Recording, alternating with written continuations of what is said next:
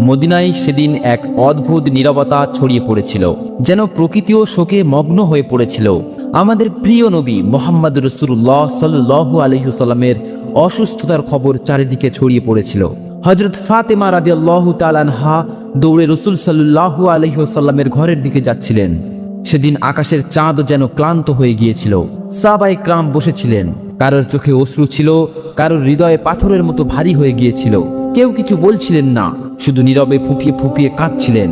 এদিকে মুহাম্মদ রাসূলুল্লাহ সাল্লাল্লাহু আলাইহি ওয়াসাল্লাম অসুস্থ অবস্থায় তার ঘরে উপস্থিত ছিলেন। পাশে হযরত ফাতেমা রাদিয়াল্লাহু তাআলা আনহা এবং আম্মাজান আয়েশা রাদিয়াল্লাহু তাআলা আনহা উপস্থিত ছিলেন। তখন নবী করিম সাল্লাল্লাহু আলাইহি ওয়াসাল্লাম বললেন, হে আয়েশা, আবু বকরকে খবর দাও। কিন্তু তিনি খবর দেওয়ার আগেই তিনি ঘরে প্রবেশ করলেন।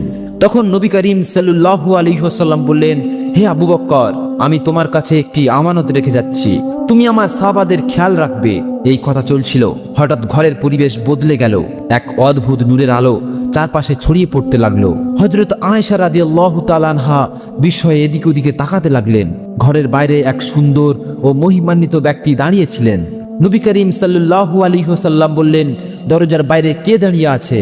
হে ফাতেমা, দরজা খুলে দাও। হযরত ফাতেমা রাদিয়াল্লাহু তাআলা আনহা বললেন, ইয়া রাসূলুল্লাহ, আমি তাকে চিনতে পারছি না। তিনি একজন অত্যন্ত সুন্দর ও মহিমান্বিত ব্যক্তি। তখন রাসূল সাল্লাল্লাহু আলাইহি ওয়াসাল্লাম বললেন, তুমি তাকে কিভাবে চিনবে? তিনি এমন এক সুন্দর সত্তা, যিনি যেখানে সেখানে যান না, আর যেখানে যান খালি হাতে ফিরে আসেন না। তিনি আর কেউ নন, বরং হযরত আজরাইল আলাইহিস সালাম। এই কথা শুনে হযরত ফাতেমা রাদিয়াল্লাহু তাআলা আনহার চোখ দিয়ে অশ্রু ঝরতে লাগলো। তারপর হযরত আজরাইল আলাইহিস সালাম ঘরে প্রবেশ করার অনুমতি চাইলেন। আসসালামু আলাইকুম ইয়া রাসূলুল্লাহ, আল্লাহ রাব্বুল আলামিন আপনাকে সালাম পাঠিয়েছেন। আল্লাহ তাআলা আমাকে আপনার কাছে পাঠিয়েছেন ইয়া রাসূলুল্লাহ। যদি আপনার অনুমতি দেন তবে আমি আপনার রূহ কবজ করব, নইলে ফিরে যাব। আপনি যতদিন চান এই দুনিয়াতে থাকতে পারেন। তখন নবী করিম সাল্লাল্লাহু আলাইহি ওয়াসাল্লাম বললেন, হে আজরাইল আলাইহিস সালাম, আমার তো আল্লাহর কাছে একটি কথা বলা বাকি আছে। আজরাইল আলাইহিস সালাম বললেন, ইয়া রাসূলুল্লাহ, কোন কথা বাকি আছে? তখন রাসূলুল্লাহ সাল্লাল্লাহু আলাইহি ওয়াসাল্লাম বললেন, আমার ভাই জিবরাইল কোথায়? আমি তার সঙ্গে সাক্ষাৎ করতে চাই। সেই সময় হযরত জিবরাইল আলাইহিস সালাম প্রথম আকাশে ছিলেন।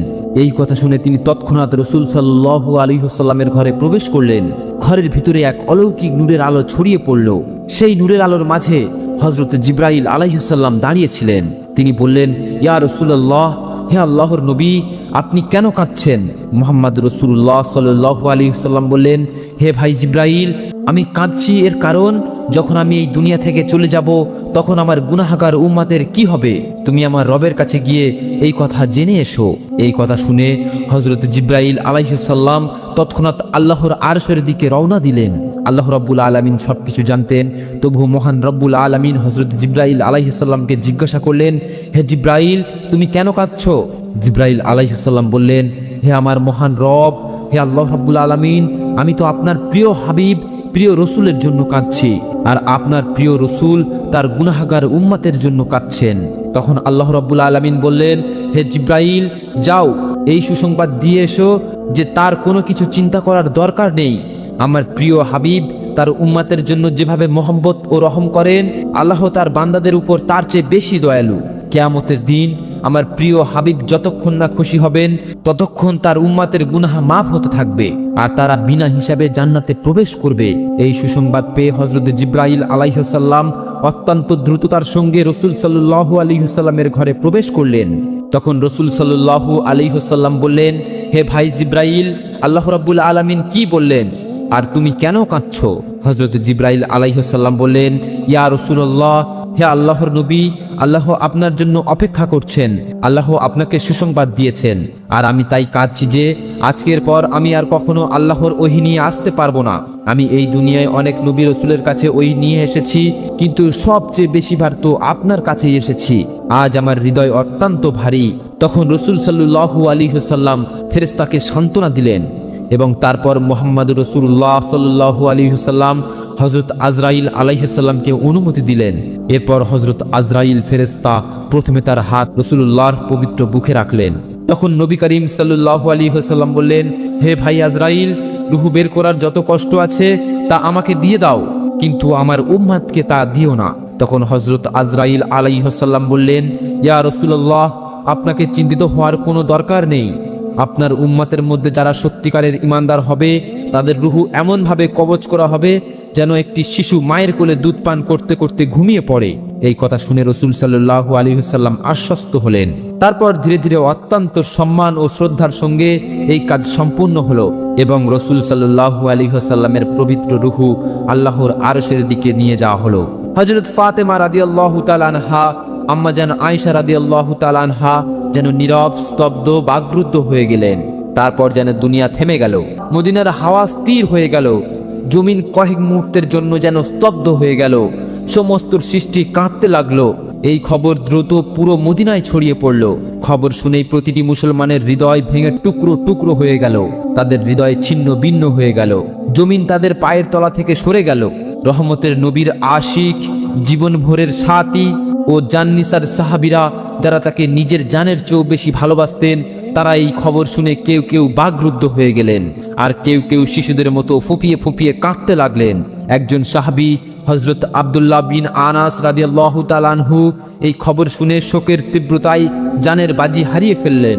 এদিকে হযরত বিলাল রাদিয়াল্লাহু তাআলা আনহু মসজিদের এক কোণে বেহুশ হয়ে কাঁদতেছিলেন আর বলছিলেন, আমি কিভাবে আজান দিব, আমার জিহ্বা কিভাবে সেই নাম উচ্চারণ করবে যিনি আজ আমাদের মাঝে নেই। কেউ তাকে সান্ত্বনা দিতে পারছিলেন না। তারপর তিনি অসহায় হয়ে পাগলের মতো এদিকে ওদিকে ছুটতে লাগলেন। যার সঙ্গে দেখা হচ্ছিল তাকে জিজ্ঞাসা করছিলেন, তুমি কি আমার প্রিয় নবীকে দেখেছো? কিন্তু কেউ কিছু বলতে পারছিল না, কারণ সবার অবস্থা একই ছিল, কে কাকে সান্ত্বনা দেবে। এদিকে এই খবর হযরত উমর রাদিয়াল্লাহু তাআলা আনহুর কানে পৌঁছালো। হযরত উমর রাদিয়াল্লাহু তাআলা আনহু, যিনি ছিলেন জ্ঞানী, সাহসী ও বিচক্ষণ সাহাবী, তিনি জোরে জোরে কাঁদতে লাগলেন, তরবারি বের করে বলতে লাগলেন, আমার প্রিয় নবী কখনো ইন্তেকাল করতে পারে না। যে বলবে আমার নবী ইন্তেকাল হয়েছে, আমি তাকে তরবারি দিয়ে দুটুকরো করে ফেলবো। তিনি আমাদের ছেড়ে যাননি, তিনি আমাদের মাঝেই আছেন। ঠিক সেই সময় হযরত আবু বকর রাদিয়াল্লাহু তাআলা আনহু সেখানে পৌঁছালেন এবং বললেন, হে মদিনার মানুষ, জেনে রাখো, শুধু আল্লাহই চিরঞ্জীব, তিনি কখনো মরেন না, তিনি মহান, তিনি সবচেয়ে উচ্চ। এই দুনিয়ায় যত নবী রাসূল এসেছেন সবাইকে একদিন মৃত্যুর স্বাদ গ্রহণ করতে হয়েছে। ঠিক তেমনি আমাদের রাসূল সাল্লাল্লাহু আলাইহি ওয়াসাল্লাম আজ মৃত্যুর স্বাদ গ্রহণ করেছেন, কিন্তু তিনি তো জীবিত আছেন, তার পবিত্র কাজ আমাদের হৃদয়ে। তারপর প্রতিটি সাহাবী ফুঁপিয়ে ফুঁপিয়ে কাঁদতে লাগলেন। সেদিন মদিনার আকাশ ভারী হয়ে গেল, মদিনার গলিতে গলিতে কান্নার আওয়াজ প্রতিধ্বনি হতে লাগলো। নারীরা ঘর থেকে বেরিয়ে এলো, শিশুরা ভয়ে মায়ের আঁচল জড়িয়ে ধরল, পুরুষরা নীরবে একে অপরের দিকে তাকাচ্ছিল। কেউ বুঝতে পারছিল না যে এই বিশাল শূন্যতা কিভাবে পূরণ হবে। সেদিন শুধু মানুষই কাঁদেনি, জমিন কেঁদেছে, আকাশ কেঁদেছে, সমস্ত সৃষ্টি কেঁদেছে।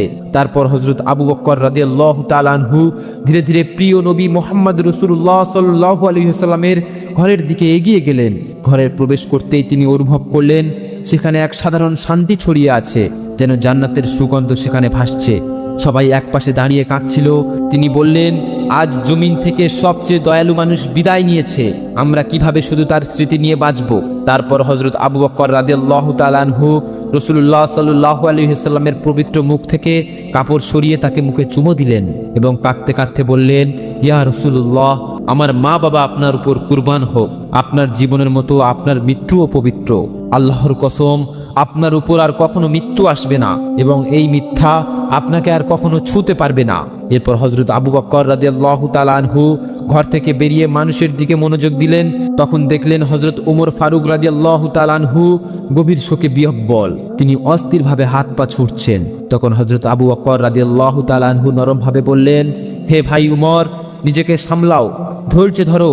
হে উমর, মনে রাখো, প্রতিটি জীবিত প্রাণীকে মৃত্যুর স্বাদ গ্রহণ করতে হবে। তখন হযরত ফাতেমা রাদিয়াল্লাহু তাআলা আনহা বলতে লাগলেন, আমার আব্বাজান মুহাম্মদ রাসূলুল্লাহ সাল্লাল্লাহু আলাইহি ওয়াসাল্লাম দাওয়াতে লাব্বাইক বলে জান্নাতুল ফিরদাউসে মাকাব হাসিল করেছেন, কিন্তু আমার এই ব্যথার অবস্থা কে বুঝবে। এদিকে হযরত আলী রাদিয়াল্লাহু তাআলা আনহু শোকের ধাক্কায় পাথরের মতো নীরব হয়ে গেলেন। এভাবেই প্রিয় নবীর পরিবার, সাহাবারা, মুহাজিররা সবাই যেন বাকরুদ্ধ হয়ে গেলেন। শুধু হযরত আবু বকর রাদিয়াল্লাহু তাআলা আনহু ধৈর্য ও সহনশীলতার সঙ্গে সবাইকে সান্ত্বনা ও উপদেশ দিতে লাগলেন। রাসূলুল্লাহর পবিত্র দেহ তখন জমিনে ছিল। তখনই খেলাফতের নির্বাচনের সিদ্ধান্ত নেওয়া হলো যে এখনই মুসলমানদের খলিফা হবেন কে। এই বিষয়ে রাসূল সাল্লাল্লাহু আলাইহি ওয়াসাল্লাম কোনো স্পষ্ট নির্দেশ দেননি। তাই কয়েকজন জ্ঞানী ও বিচক্ষণ সাহাবী একত্রিত হয়ে মুসলমানদের খলিফা নির্বাচনের জন্য সিদ্ধান্ত নিতে লাগলেন। কিন্তু কথাবার্তা শুরু হতেই আনসার ও মুহাজিরদের মধ্যে মতভেদ দেখা দিল।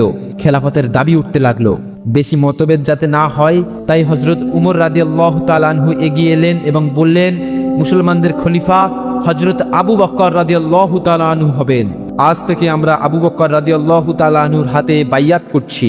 তারপর তিনি হাতে হাত দিয়ে বাইয়াত করলেন। হযরত উমর রাদিয়াল্লাহু তাআলা আনহুকে দেখে সবাই এই সিদ্ধান্ত মেনে নিলেন। এরপর হযরত মুহাম্মাদের তামিজ ও তাকফিনের প্রস্তুতি শুরু হলো। প্রথমে রাসূল সাল্লাল্লাহু আলাইহি ওয়াসাল্লামের পবিত্র দেহকে ঘরের ভিতরে গোসল দেওয়ার ব্যবস্থা করা হলো। গোসল দেওয়ার জন্য সব সাহাবী এগিয়ে এলেন। তারা বলতে লাগলেন, আল্লাহর কসম, আমরা অনুভব করছি নবীর পবিত্র দেহ থেকে সুগন্ধ ছড়াচ্ছে। আমরা জান্নাতের সুগন্ধ অনুভব করছি। সেই সময় একজন সাহাবী বললেন, আমরাও রাসূল সাল্লাল্লাহু আলাইহি ওয়াসাল্লামের গোসলে শরীক হতে চাই। হযরত উসামা বিন যায়েদ রাদিয়াল্লাহু তাআলা আনহু গোসলের জন্য পানি আনতে গেলেন। সেই সময় তিনি বলছিলেন, ইয়া আল্লাহর প্রিয় রাসূল, আমার মা বাবা আপনার জন্য কুরবান হোক। আপনার মৃত্যুর পর আমার এমন একটি জিনিস হারিয়ে গিয়েছে যা আর কখনো ফিরে আসবে না। আজ থেকে ওহির সব দরজা বন্ধ হয়ে গেছে। ইয়া রাসূলুল্লাহ, আজকের দিন পুরো দুনিয়ার জন্য একটি মহা শোকের বার্তা। হযরত আলী রাদিয়াল্লাহু তাআলা আনহু এবং হযরত আব্বাস রাদিয়াল্লাহু তাআলা আনহু প্রিয় রাসূলের পবিত্র দেহ গোসল দিতে লাগলেন। সেই সময় হযরত আলী রাদিয়াল্লাহু তাআলা আনহু অজান্তেই কাঁদতে লাগলেন। তার চোখ থেকে অশ্রু ঝরতে লাগলো এবং তিনি মনে মনে বলতে লাগলেন, ইয়া রাসূলুল্লাহ, আমি আপনাকে কিভাবে গোসল দেব? আপনি তো এই দুনিয়ায় সবচেয়ে মহান ও পবিত্র মানুষ ছিলেন। ইয়া রাসূলুল্লাহ, আপনার পবিত্র দেহের মতো সুগন্ধ আমি কখনো কারোর মধ্যে অনুভব করিনি। এভাবে সমস্ত সাহাবী মুহাম্মদের রাসূলুল্লাহ সাল্লাল্লাহু আলাইহি ওয়াসাল্লামের পবিত্র দেহ গোসল দিলেন। গোসলের পর 3টি সাদা কাপড় কাফনের ব্যবস্থা করা হলো। কিন্তু রাসূলুল্লাহ সাল্লাল্লাহু আলাইহি ওয়াসাল্লামের পবিত্র দেহ কোথায় দাফন করা হবে এই নিয়ে সাহাবীদের মধ্যে মতভেদ দেখা দিল। কেউ বললেন উহুদের ময়দানে দাফন করা হোক, কেউ বললেন জান্নাতুল বাকিতে দাফন করা হোক। এভাবেই বিভিন্ন মতভেদ উঠতে লাগলো। তখন হযরত আবু বকর রাদিয়াল্লাহু তাআলা আনহু বললেন, আমি নবীকে বলতে শুনেছি যে নবী যেখানে ইন্তেকাল করবেন তাকে যেন সেখানেই দাফন করা হয়। তিনি আরও বললেন, নবী করিম সাল্লাল্লাহু আলাইহি ওয়াসাল্লাম বলেছেন, আমাকে এমন জায়গায় দাফন করো যেখানে কোনো মসজিদ তৈরি হতে না পারে। এই কথার আলোতে হযরত আয়েশা রাদিয়াল্লাহু তাআলা আনহুর ঘরে, যেখানে নবী করিম সাল্লাল্লাহু আলাইহি ওয়াসাল্লাম ইন্তেকাল করেছেন, সেখানেই দাফনের ব্যবস্থা করা হলো। তারপর একটি গুরুত্বপূর্ণ প্রশ্ন উঠল, নবীর জানাজার নামাজ কে পড়াবেন? এমন মহান ব্যক্তিত্ব যার পিছনে সাহাবীরা নামাজ পড়তেন, এখন তার জানাজার নামাজে ইমামতি কে করবেন? অবশেষে সিদ্ধান্ত হলো যে কোনো একজন ইমাম নির্ধারিত হবে না। সাহাবীরা দলবদ্ধভাবে নবীর জানাজায় নামাজ পড়বেন। প্রথমে নবীর আহলে বাইয়াত জানাজার নামাজ আদায় করবেন, তারপর মুহাজিররা নামাজ আদায় করবেন, তারপর আনসাররা নামাজ আদায় করলেন। এভাবেই একে একে জানাজার নামাজ সম্পূর্ণ হলো। জানাজার নামাজ সম্পূর্ণ হওয়ার 22 ঘন্টা পর সাইয়্যিদুল মুরসালিন, খাতিমুন নবিয়্যিন, রাহমাতুল আলামিন মুহাম্মদ রাসূলুল্লাহ সাল্লাল্লাহু আলাইহি সাল্লামের পবিত্র দেহ চিরতরে মানুষের চোখের আড়াল থেকে চলে গেল। এরপর হযরত ফাতেমা রাদিয়াল্লাহু তাআলা আনহা সেই জায়গায় গেলেন যেখানে রাসূলুল্লাহ সাল্লাল্লাহু আলাইহি সাল্লাম বসতেন। নরমভাবে সেই জায়গায় স্পর্শ করলেন এবং ফুঁপিয়ে ফুঁপিয়ে কাঁদতে লাগলেন, আব্বা জান, ইয়া রাসূলুল্লাহ, আপনি তো আমাদের এতিম করে চলে গেলেন। আজ মদিনায় এত নীরব কেন? হাওয়ায় আপনার মহব্বত ভরা কণ্ঠ শোনা যাচ্ছে না। তারপর তিনি তীব্রভাবে ফরিয়াদ করে বলতে লাগলেন, ইয়া রাসূলুল্লাহ, আপনি তো বলতেন আমরা তো জান্নাতে একসঙ্গে থাকব, কিন্তু আমি এই সময় পর্যন্ত কিভাবে অপেক্ষা করব? এই দুনিয়া আমার জন্য একেবারে শূন্য হয়ে গেছে। তারপর হযরত ফাতেমা রাদিয়াল্লাহু তাআলা আনহা রাসূলুল্লাহ সাল্লাল্লাহু আলাইহি ওয়াসাল্লামের পবিত্র কবরের কাছে গিয়ে কাঁদতে কাঁদতে বললেন, ইয়া রাসূলুল্লাহ, আপনি তো সেই হস্তি যার উপর আল্লাহর রহমত নাজিল হতো। হযরত জিবরাইল আলাইহিস সালাম আপনার কাছে ওহী নিয়ে আসতেন। আজ সেই ওহীর দরজা বন্ধ হয়ে গেছে। আজ এই মদিনা এত সুনসান, এত নীরব কেন? এদিকে হযরত বেলাল রাদিয়াল্লাহু তাআলা আনহু নীরব ও শোকাকুল হয়ে মসজিদের নববীতে উপস্থিত ছিলেন। সেই সময় কয়েকজন সাহাবী তার কাছে এসে বলতে লাগলেন, হে বেলাল, আমাদের জন্য একবার আজান দাও, যাতে আমরা নবী করিম সাল্লাল্লাহু আলাইহি ওয়াসাল্লামের দিনগুলো স্মরণ করতে পারি। তখন হযরত বেলাল রাদিয়াল্লাহু তাআলা আনহু আজান দেওয়ার জন্য প্রস্তুতি হলেন। আল্লাহু আকবার, আল্লাহু আকবার, তার মধুর কণ্ঠ উচ্চারিত হলো। সবাই কাঁদতে লাগলেন। তারপর যখন বললেন আশহাদু আল্লা ইলাহা ইল্লাল্লাহ, তখন কান্নার আওয়াজ আরও তীব্র হলো। কিন্তু যখন বললেন আশহাদু আন্না মুহাম্মাদার রাসূলুল্লাহ, তখন হযরত বেলাল রাদিয়াল্লাহু তাআলা আনহুর কণ্ঠ থেমে গেল। তিনি আর এগিয়ে যেতে পারলেন না, জোরে জোরে কাঁদতে লাগলেন, মিনারে বসে পড়লেন। পুরো মদিনা আবারও শোকে ডুবে গেল। হযরত বেলাল রাদিয়াল্লাহু তাআলা আনহু বলতে লাগলেন, আমি মদিনায় একা থাকতে পারবো না, রাসূল সাল্লাল্লাহু আলাইহি ওয়াসাল্লাম নেই, তাহলে আমি এখানে কি করে থাকবো? সেই দিন তিনি মদিনা ছেড়ে চলে গেলেন এবং সেই একবার ছাড়া আর কখনো তিনি আজান দেননি। কিন্তু হযরত ওমর রাদিয়াল্লাহু তাআলা আনহু, যাকে কঠোর হৃদয় ও সাহসী নেতা মনে করা হতো, নবীর মৃত্যুর পর তিনিও ভেঙে পড়লেন। তিনি রাস্তার ধারে বসে একা একা বলছিলেন, যখনই রহমতের নবীর পবিত্র কবরের দিকে তাকাই আমার বুক ফেটে যায়। আমার মনে হয় তিনি উঠবেন এবং আমাকে বলবেন, হে উমর, কাঁদিস না, আমি তোমার কাছেই আছি। যে উমর কখনো কারোর সামনে কাঁদেনি, তিনি আজ রাস্তার ধারে বসে একা কাঁদছেন। তারপর হযরত আবু বকর রাদিয়াল্লাহু তাআলা আনহু একদিন রহমতের নবীর কবরের পাশে বসে বলতে লাগলেন, ইয়া রাসূলুল্লাহ, আমি সবসময় আপনার ছায়ায় ছিলাম, আপনার সঙ্গে হাসতাম, আপনার সঙ্গে কাঁদতাম, কিন্তু আজ আমি একা। আপনার বিনা আমি এই জীবনটা কিভাবে কাটাবো? আবু বকর রাদিয়াল্লাহু তাআলা আনহু নবী করিমের মৃত্যুর পর মাত্র 2 বছর বেঁচে ছিলেন। সেই 2 বছরে এমনভাবে কেটেছে যেন প্রতিটি দিন একটি শতাব্দীর মতো কেটেছে। তারপর হযরত আবু বকর রাদিয়াল্লাহু তাআলা আনহু তার ঘরে বিশ্রাম করছিলেন। এক রাতে তিনি স্বপ্ন দেখলেন, রাসূলুল্লাহ সাল্লাল্লাহু আলাইহি ওয়াসাল্লাম তাকে বলছেন, আবু বকর, আমি তোমার জন্য অপেক্ষা করছি। এই স্বপ্ন দেখে হযরত আবু বকর রাদিয়াল্লাহু তাআলা আনহু তৎক্ষণাৎ ঘুম থেকে জেগে উঠলেন, মনে মনে হাসলেন এবং বলতে লাগলেন, আমার সময় এসে গেছে। এভাবে কয়েকদিন কেটে যাওয়ার পর তিনি ধীরে ধীরে অসুস্থ হয়ে পড়লেন। যখন তার মৃত্যুর সময় ঘনিয়ে এলো, তখন তার প্রিয় সাহাবী ভাইদের বললেন, আমাকে রাসূল সাল্লাল্লাহু আলাইহি ওয়াসাল্লামের পাশে দাফন করো, আমি তার কাছেই ফিরে যেতে চাই। যখন হযরত আবু বকর রাদিয়াল্লাহু তাআলা আনহু ইন্তেকাল করলেন, তখন তাকে নবী করিম সাল্লাল্লাহু আলাইহি ওয়াসাল্লামের পাশে দাফন করা হলো। তখন মনে হলো যেন মদিনার আকাশ থেকে আবারও কান্নার আওয়াজ ভেসে আসছে। হযরত মুহাম্মদুর রাসূলুল্লাহ রাহমাতুল আলামিন, মহব্বতের নবী, আমাদের উম্মতের জন্য কত কষ্ট সহ্য করেছেন। কিন্তু আজ আমরা কি সত্যি নবী করিমের সঙ্গে মহব্বত করি? আমরা কি আজও তার শোক অনুভব করি? আমরা কি তাকে স্মরণ করি? আমরা কি তার সুন্নাতকে ধরে রেখেছি? হে আল্লাহ, আমাদের হৃদয়কে নবীর মহব্বত দিয়ে ভরিয়ে দাও। হে আল্লাহ, আমাদের এমন জীবন দাও যাতে আমরা নবীর পথে চলতে পারি। হে আল্লাহ, আমাদের এমন মৃত্যু দান করো যাতে আমরা জান্নাতে নবী করিম সাল্লাল্লাহু আলাইহি ওয়াসাল্লামের সাক্ষাৎ করতে পারি। প্রিয় দর্শকবৃন্দ, আসুন আমরা সবাই অঙ্গীকার করি যে আমরা নবীর চরিত্রকে গ্রহণ করব, তার আখলাককে গ্রহণ করব, সরল ও সোজা পথে চলব এবং মৃত্যুর সময় পবিত্র কালেমা পড়তে পড়তে আমাদের রবের দরবারে হাজির হব। আল্লাহ রাব্বুল আলামিন আমাদের সবাইকে এই তৌফিক দান করুক। আমিন।